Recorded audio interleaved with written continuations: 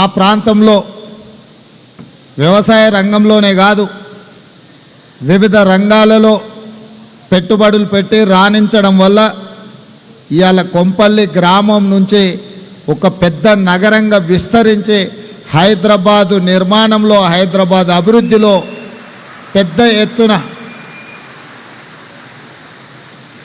దేశానికే ఆదర్శంగా నిలబడ్డ సత్యం రామలింగరాజు కుటుంబం నుంచి మొదలు పెడితే చాలామంది సిరీస్ కావచ్చు, ఎన్సిసి కావచ్చు, ఫార్మా రంగంలో కానీ, వైద్య రంగంలో కానీ, విద్యా రంగంలో కానీ, మీడియాలో కూడా మొదట మా టీవీ మొదలుపెట్టింది రాజులే అన్న సంగతి ఈ సందర్భంగా మనం గుర్తు చేసుకోవాలి. TV9కి అలా ఇంత ప్రాచుర్యం ఉంది అని అంటే TV9ను ప్రారంభించింది కూడా రాజులే అన్న సంగతి ఈ సందర్భంగా మనం గుర్తు చేసుకోవాల్సిన అవసరం ఉంది. ఏ రంగంలో అయినా రాజులు ప్రవేశిస్తే తప్పకుండా రాణిస్తారు. రాణించడానికి పెట్టుబడి అని ఎవరైనా అనుకుంటే అది పొరపాటు.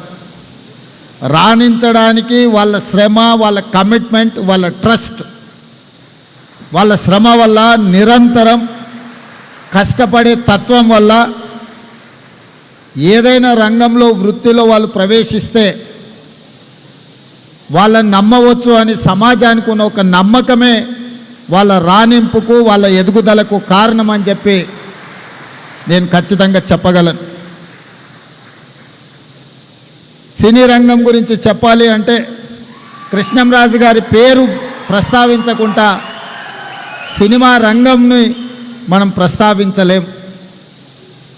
తర్వాతి తరంలో టాలీవుడ్ నుంచి బాలీవుడ్ వరకు రాణించింది రామ్ గోపాల్ వర్మ గారు. నాకు అత్యంత మంచి మిత్రుడు.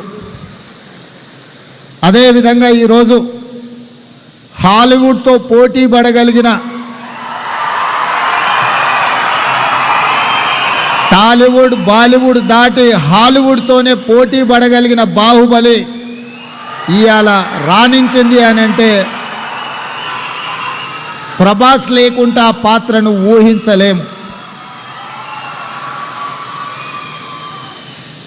వీటన్నిటికీ వీళ్ళందరూ రాణించడానికి ప్రధానమైన కారణము వాళ్ళ కఠోరమైన శ్రమ, వాళ్ళ పట్టుదల అని చెప్పి తెలంగాణ రాష్ట్ర ముఖ్యమంత్రిగా నేను చెప్పదలుచుకున్నాను.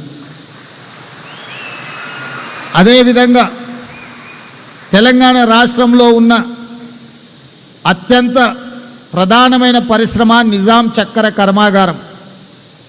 ఇవాళ నిజాం షుగర్ ఫ్యాక్టరీ కూడా ఒక రాజుగారి చేతిలో ఉంది.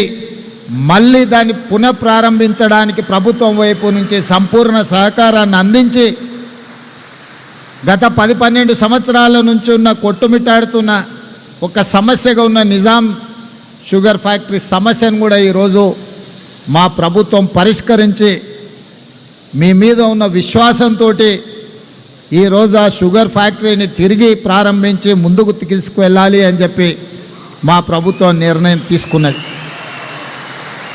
అదేవిధంగా కాంగ్రెస్ రాజకీయాలలో, ప్రధానంగా తెలంగాణ రాష్ట్ర రాజకీయాలలో ఒడిదొడుకులు ఎదుర్కొన్నప్పుడు, కార్యకర్తలు కష్టాలలో ఉన్నప్పుడు, నాయకత్వం ఆత్మవిశ్వాసం లోపించినప్పుడు తెలంగాణ రాష్ట్రానికి ఇన్ఛార్జిగా ఏఐసిసి కార్యదర్శిగా శ్రీ రాహుల్ గాంధీ గారు బొత్సరాజు గారిని ఈ ప్రాంతానికి పంపించి మాకు అందరికి అండగా నిలబడి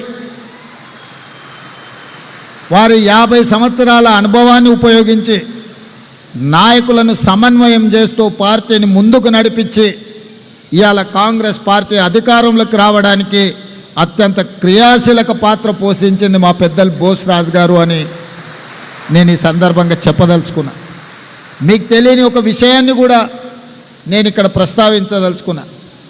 కర్ణాటక రాష్ట్రంలో ఎన్నికల సందర్భంగా టికెట్ల పంపిణీ విషయంలో అక్కడ ఉండే పరిస్థితులు, సామాజిక వర్గాల యొక్క ప్రాతినిధ్యంలో 100% బోస్రాజు గారు గెలవగలిగిన సీటు వారికి ఇవ్వలేకపోయినారు.